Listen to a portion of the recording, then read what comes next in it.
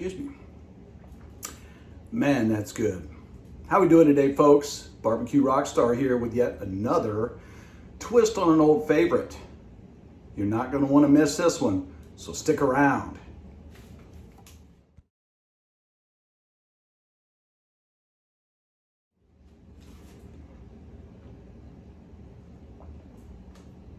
Oh, golly, that's good. Sorry, guys, didn't know you were there.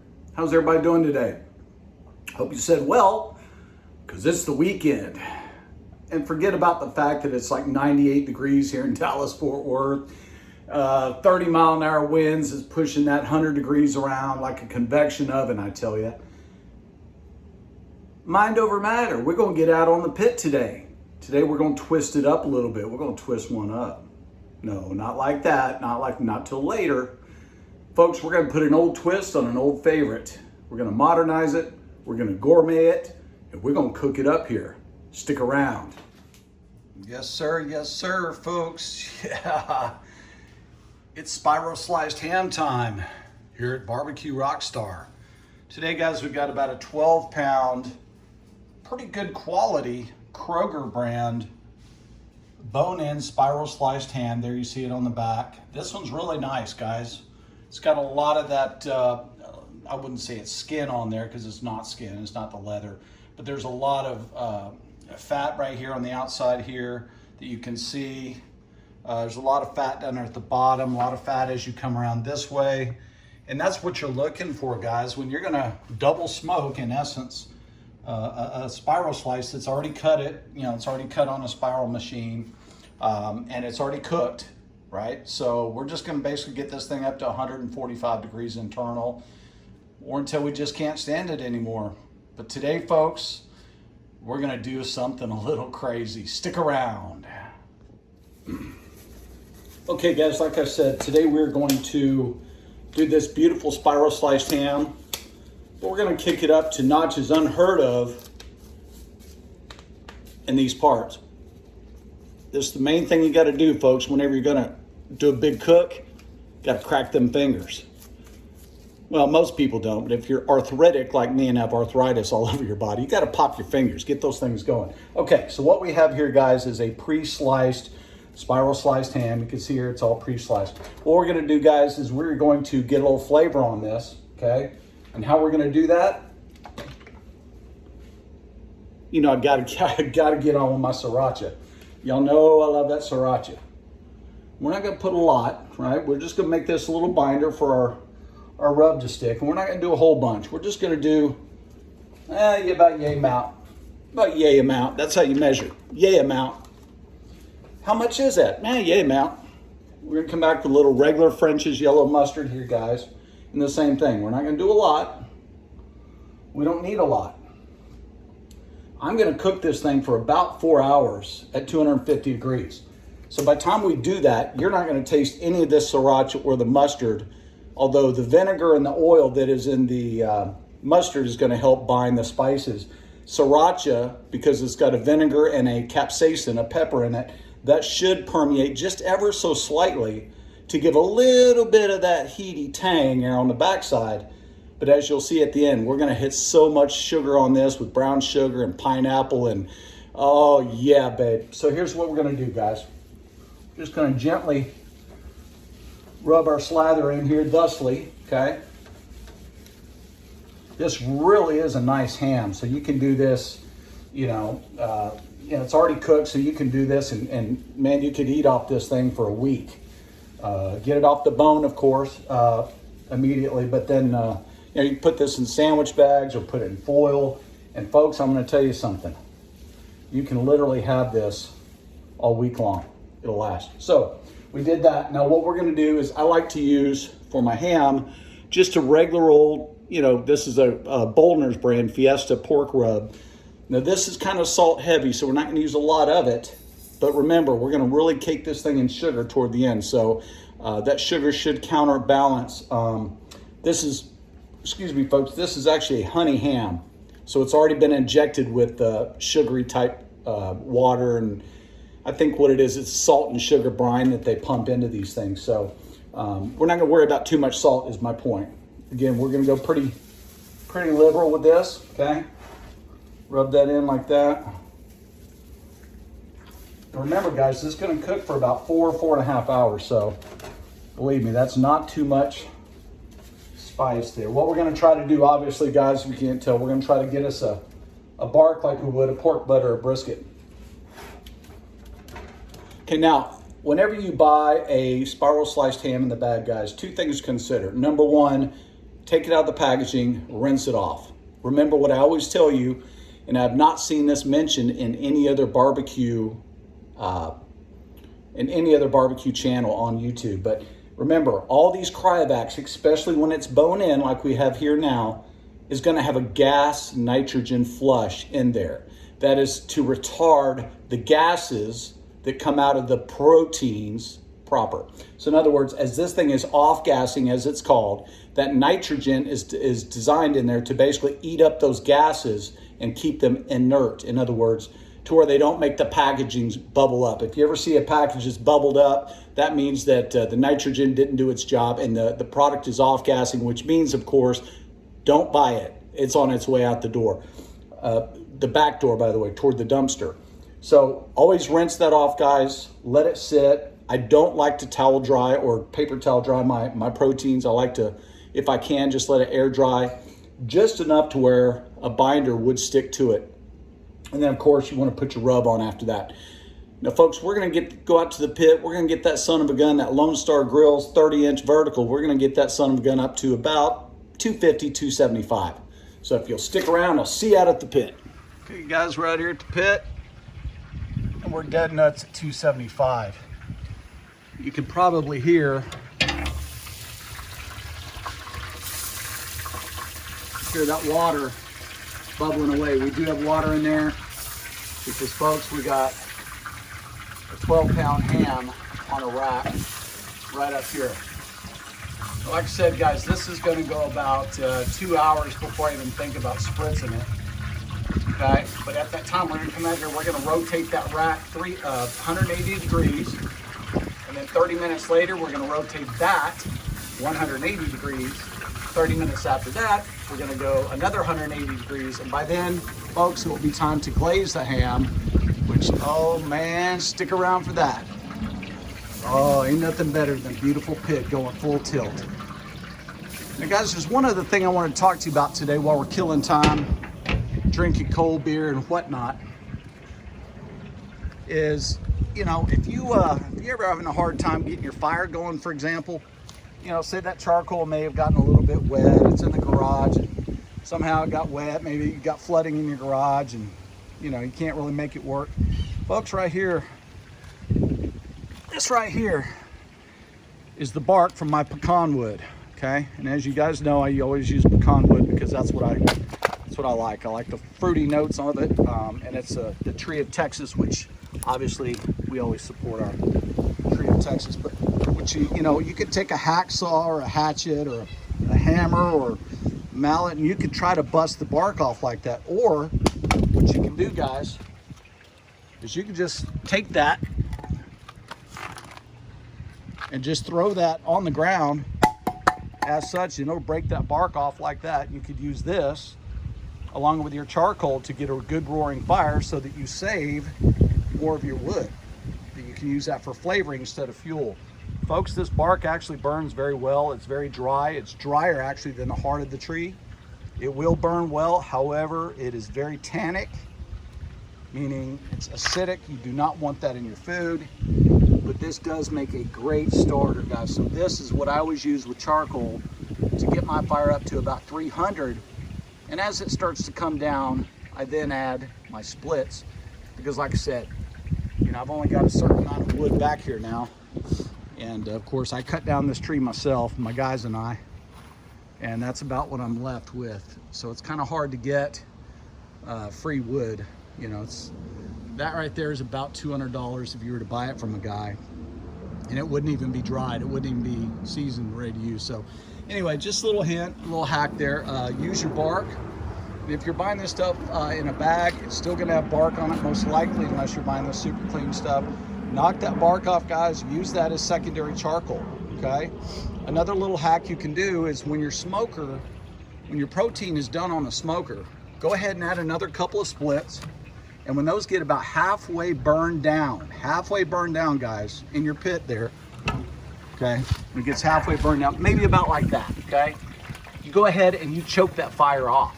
Choke that fire off. When you're done, your protein's done, your family's sitting around the table, you're ready to cut into whatever it is you prep that day. Go ahead and shut that, choke that fire off, because what you're gonna wake up to the next day or 2 days from now is beautiful charcoal. Charcoal's getting expensive, guys. I love Royal Oak and I love Kingsford, but damn it, it's getting expensive. You've got a natural byproduct right here that doesn't cost anything. Choke that off, make your own charcoal. It's gonna be better in the long run, okay? Anyway, we'll be back in a minute, guys. We're gonna spritz this thing. Okay, guys, so we're out here at the pit. We got a little time to kill, so I ever tell you guys about little Jeffrey? Yeah, little old Jeffrey over there, he's got himself a girlfriend, and he wants to take her out on a date. Let me get this camera up so y'all can see me. Well, I told you my story about Jeffrey. He got him a girlfriend, see, he wants to take her out, show her a nice time, he's only 12, 13 years old, but he's gonna take her out on a date. So his mom and daddy, they drive him in the car over to his girlfriend's house. Jeffrey's got his nicest suit on, and he's got his hair slicked back, and put a little breath mint in there, and, make himself all purdied up like. You go up there and knock on that door, then mom and daddy's house over there. Oh, you must be Jeffrey, says the dad and the mom as they come to the door. Jeffrey says, yes, sir, I'm here to pick up Becky. Okay, well, come on in, Jeffrey. She's upstairs getting ready, but come on in, have a seat, and let's just have a little chat before y'all kids go out and have a good time tonight. So Jeffrey goes and sits down on the couch. Mama sits in her chair. The daddy sits in her chair. Becky hollers down, says, I'll be down in just a minute. No problem. So along comes Spot, the family dog, and he sits down over at the feet of Jeffrey. Jeffrey's over there leaning over there petting that dog, and it ain't much longer. They're chit-chatting and whatnot, and old Jeffrey starting to feel a little bubble in his belly. You know the kind of bubbles I'm talking about that ain't none too pretty. The bubbles start to creep up on him, see? Man, I don't know how I'm gonna do this, but maybe if I do a one cheek sneak, maybe they'll, they won't hear it. I'll be all right. So he gets over, he's been over petting that dog, and Spot! Dad yells at the damn dog. Jeffrey says, whew, dodged one there. Thought it was the dog done that. So he's still petting the dog, and mom's asking him questions. He's answering Becky's mom, and feels that damn bubble start to creep up on him again. So, well, it worked the first time. Let me do that a second time, see if I can sneak one out and nobody knows.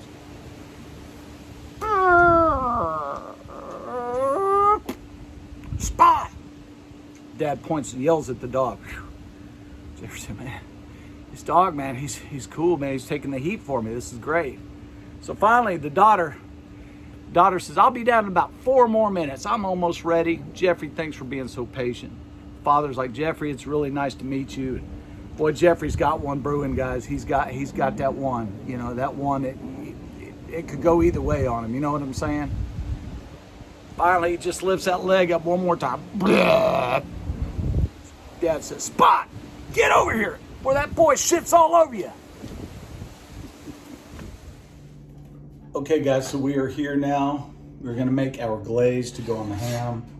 Here's a nice heavy Calphalon saucepan. We're gonna take one 20-ounce can of crushed pineapple and juice. If you can see that, we're gonna go ahead and go in the pan with that. Pineapple obviously goes great with ham. I think the Hawaiians really had that figured out, didn't they? And then we're gonna take some of my friend Lois. She makes a beautiful fig jam. This is actually, I don't know if you can see that, lemon vanilla fig jam that she makes out in West Texas. We're going to go in with some of that as well as a preserve. And that's gonna give us a little bit of body once we go ahead and strain all the pineapple from its juice. This is quite viscous, as you can see here. It's going to give us a nice little vanilla lemon flavor undernotes that will not be that pronounced in the grand scheme, but definitely sweet for that ham. If you'll remember, guys, we did use a little sriracha, a little yellow mustard as our binder before we put a rub on the ham. It's been going now right at 3.5 hours, going between 350 and 375. What we're going to do is we're going to put a little bit of our Head Country sweet and sticky barbecue sauce in this. A little bit of a vinegar tang. Not much, probably half a cup. Stir that in.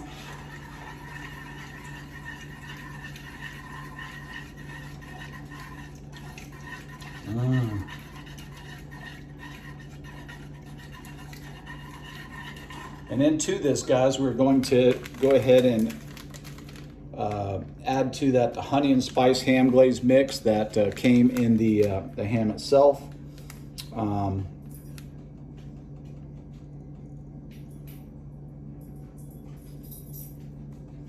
And basically just adds a cup of water with this. So we're gonna go ahead and do that.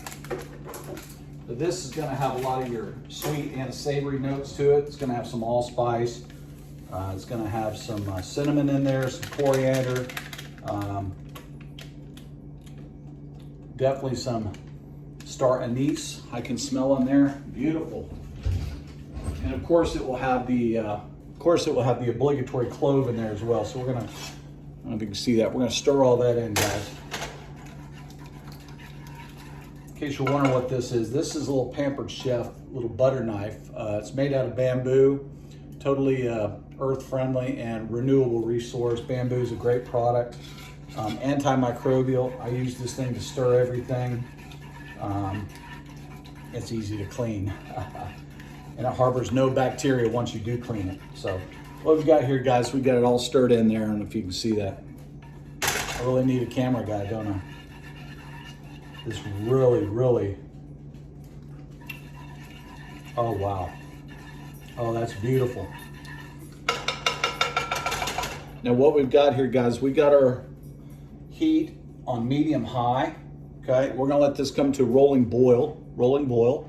And then once we do that, we're gonna return down to a simmer. We're gonna let that reduce down. And then probably in about another 30 minutes, we're gonna take ye old barbecue brush out to the pit. We're going to dump this over the ham, brush it on thusly, and let it glaze. About 15 minutes after that, we're gonna repeat that same process. We're gonna reglaze that ham, still smoking at 250 degrees, and we'll be back.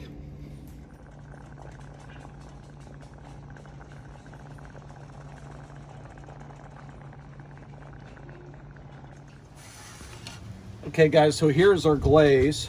As we went ahead and reduced that down, I decided I was not going to strain it because I want those little bits of pineapple in there. It did cook down quite considerably, so they're not as big as they were, but I think I want those on there. So here's what we're gonna do, guys.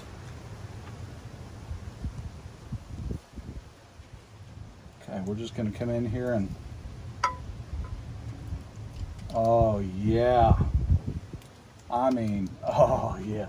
Now what you're noticing here is I still have it on the same rack we had it on from before.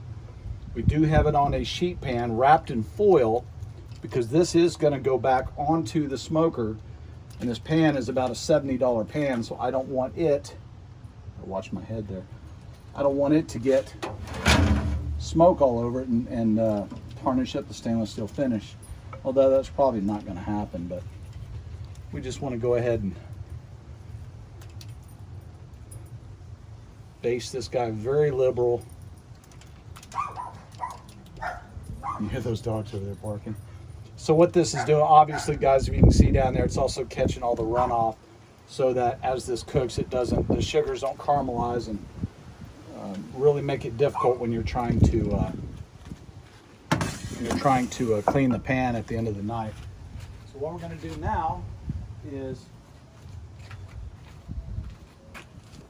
with our UV gloves, we're going to go ahead and put this guy back up there on our top rack.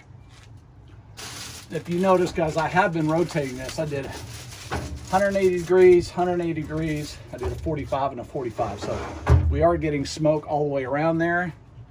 And we're gonna let that go for another 30 minutes. We're gonna come back, we're gonna baste it again.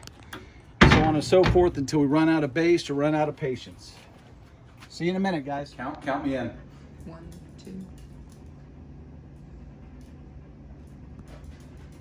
Hey guys, thanks for sticking around with us here at Barbecue Rockstar. So we've got the ham off. We let it rest for about 30 minutes. Guys, look at the caramelization in the candy. Oh my goodness, guys, that is just sweet on top of sweet on top of sweet. So what we're gonna do right now, guys, we're gonna build a plate here. We went ahead and drizzled over the top of this ham a little bit of that pork, okay?